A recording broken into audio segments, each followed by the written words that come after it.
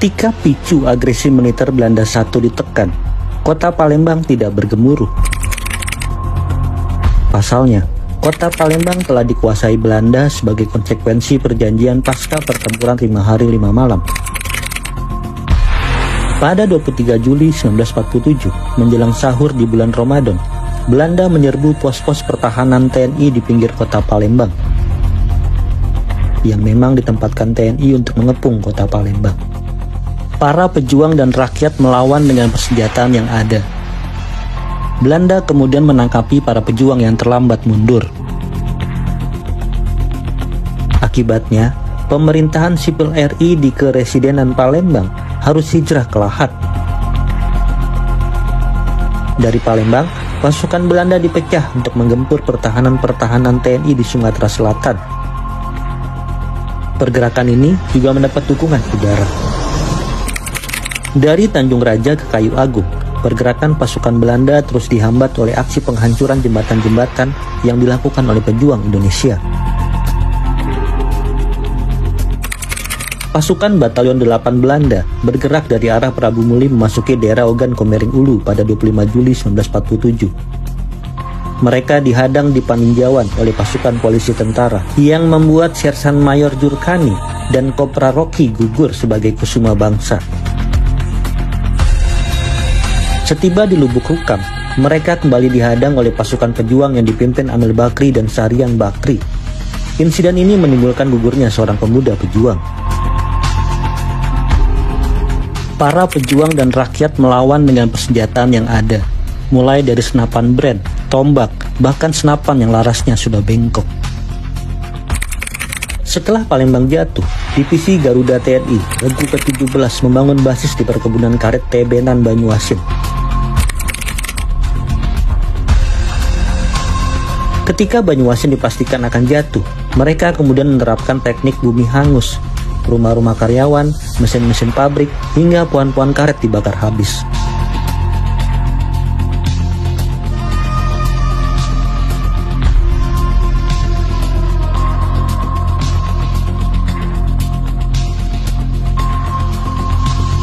Sementara itu, pejuang yang bergabung dalam Front Rangkan menghancurkan jembatan-jembatan untuk menghambat pergerakan Belanda.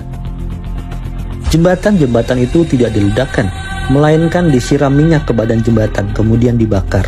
Tampak kerangka besi jembatan terpelintir dan bengkok karena panas. Karena cepatnya kedatangan pasukan Belanda, TNI gagal menghancurkan jembatan di Batanghari Leko. Jembatan itu hanya mengalami kerusakan ringan, tetapi masih bisa dilintasi. Pasukan Belanda kemudian menempatkan sejumlah personil untuk menjaga jembatan ini. TNI membumi hanguskan komplek kilang minyak Pendopo, milik SVPM, anak perusahaan minyak Amerika Serikat. TNI sukses menghancurkan 4 sumber minyak di sana.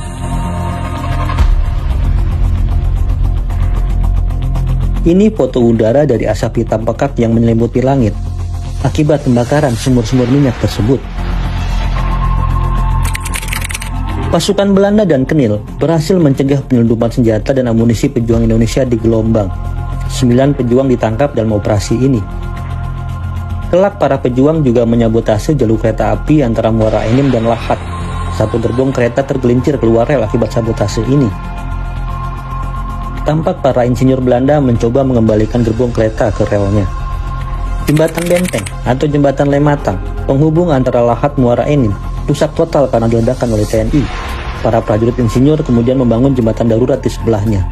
Namun, jalan masuk jembatan itu sangat curam. Sementara itu, TNI juga menyabotase jembatan kereta api yang melintasi Sungai Lematang. Ini adalah markas tentara Indonesia di Lahat yang berhasil direbut oleh tentara Belanda.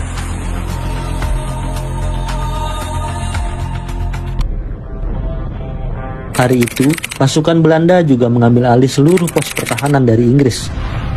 Lalu pos-pos pertahanan itu langsung diisi untuk mengamankan Palembang dan sekitarnya dari serangan tentara Republik Indonesia. Arogansi Belanda membuat pejuang Palembang muak. Puncaknya, ketika Belanda mengubah fungsi Rumah Sakit Katolik Roma Caritas di Talang Jawa dari fasilitas kesehatan menjadi benteng pertahanan yang kuat dan strategis. Peralihan fungsi ini sudah dipikir masak-masak oleh Belanda. Lokasi rumah sakit Caritas yang terletak di atas bukit memudahkan Belanda untuk mengawasi pergerakan rakyat Palembang yang akan membahayakan mereka. Selain itu, pendudukan rumah sakit Caritas juga memudahkan hubungan Belanda dalam menuju Talang Betutu dan Talang Semut. Tindakan Belanda ini menjadi salah satu pemicu perang. Pejuang Palembang merasa dikhianati Inggris, karena sebelumnya mereka telah menyerahkan pengelolaan rumah sakit Caritas kepada Inggris, semata-mata demi tujuan kemanusiaan, tetapi kemudian disalahgunakan oleh Belanda. Insiden pertama yang mengawali perang datang dari bangsa Indonesia. Sekitar jam 9 malam, 2 granat tangan dilemparkan ke arah truk Belanda yang sedang melewati jalan Talang Jawa Baru. Kejadian ini membuat 2 orang tentara militer Belanda tewas seketika. Insiden ini berkembang dalam bentuk serangan terbuka terhadap kedudukan Belanda di beberapa tempat di dalam kota Palembang. Setelah dibujuk Kolonel Molinger, Presiden Palembang M. Isa turun tangan meredakan situasi pada 31 Desember 1946. Namun provokasi pasukan Belanda membuat para pejuang tidak kunjung beranjak dari pos pertahanan masing-masing, walaupun gencatan senjata sudah diserukan. Akibat insiden-insiden tersebut menjadikan konflik antara Belanda dan Indonesia tidak dapat terelakkan. Peristiwa ini merupakan pembuka jalan terjadinya pertempuran 5 hari 5 malam di Palembang dari tanggal 1 sampai 5 Januari 1947. Menjelang hari kelima pertempuran, setelah kekurangan pasukan logistik dan amunisi, kedua belah pihak mengadakan pertemuan antara pimpinan sipil dan militer mereka dan memutuskan untuk melakukan gencatan senjata.